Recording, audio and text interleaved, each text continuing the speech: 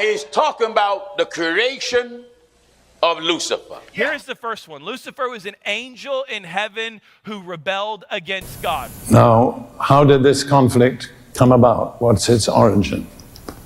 The Bible tells us certain things, it doesn't tell us other things. The fall of Lucifer. He said it was through pride that Lucifer became Satan. But Isaiah chapter 14 is where we want to begin. Verse 12, where we find out that Satan's dwelling was in heaven. Verse 12, how are you fallen from heaven, O Lucifer, son of the morning? First, the Bible teaches there is a devil. Now, he's called in the Bible, he's called Satan. He's called the devil. He's called a fallen angel, Lucifer. Wait, hold up. Was Lucifer Satan? Let's fact check. You've heard it before.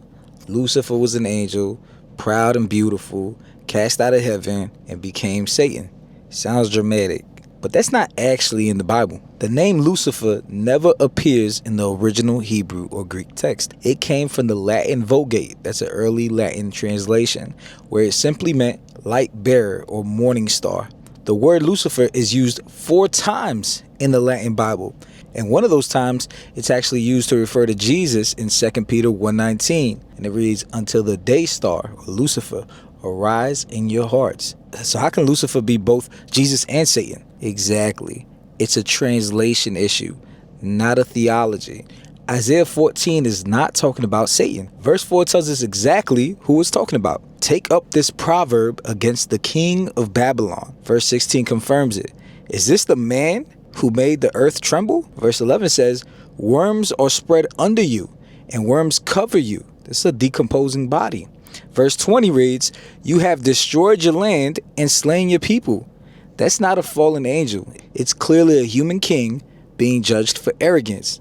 Verse 12 famously says, how you are fallen from heaven, O Lucifer, son of the morning. Of course, that's in the KJV though. But many modern translations say morning star or shining one, not Lucifer. And Jesus used this exact kind of metaphor too. In Matthew 11:23 it reads, and you, Capernaum, who are exalted to heaven, will be brought down to Hades.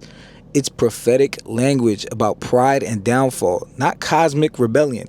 Capernaum wasn't actually in heaven and didn't actually get thrown to Hades or the grave or hell.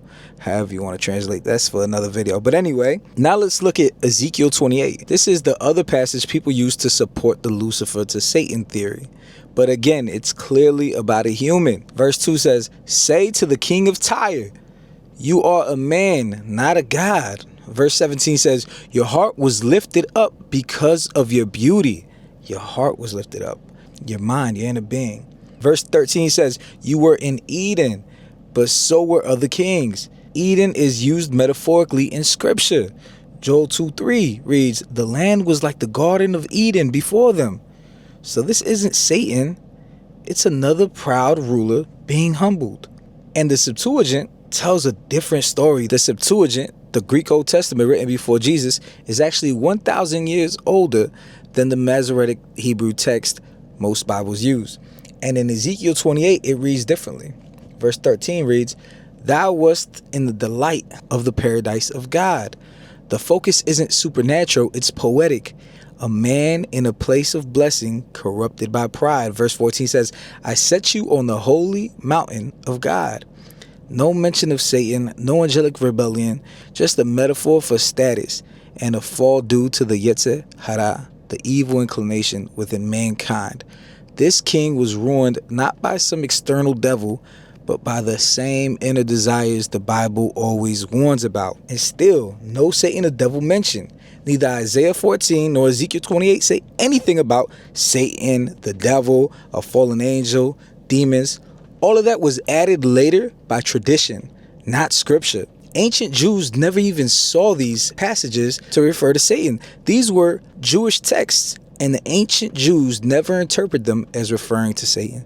They saw the figures in Isaiah and Ezekiel as arrogant kings, not spiritual enemies. In fact, The Jewish idea of Satan was more like the Yetzer Hara, the evil inclination within man, not an angel waging war in heaven. So where did the Lucifer myth come from?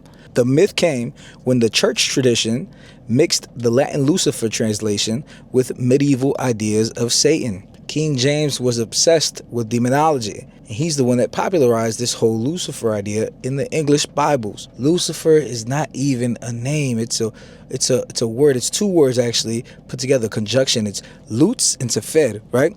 And lux is the same word we get luz from in Spanish, means light, and sefer means to carry it, bringer. And that's where this fallen angel, who used to be called Lucifer, came from. Not from the Bible, not from Isaiah, and not from Ezekiel, but from church tradition. So what do these passages actually teach? The message was never about a devil. It was about human pride, the danger of trying to elevate ourselves as gods, and how that inner corruption, or Yetzer Hara, leads to destruction. That's a warning for kings.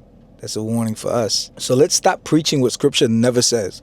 Lucifer isn't Satan. Isaiah and Ezekiel were never about fallen angels. They're about fallen humans, about pride, about consequences.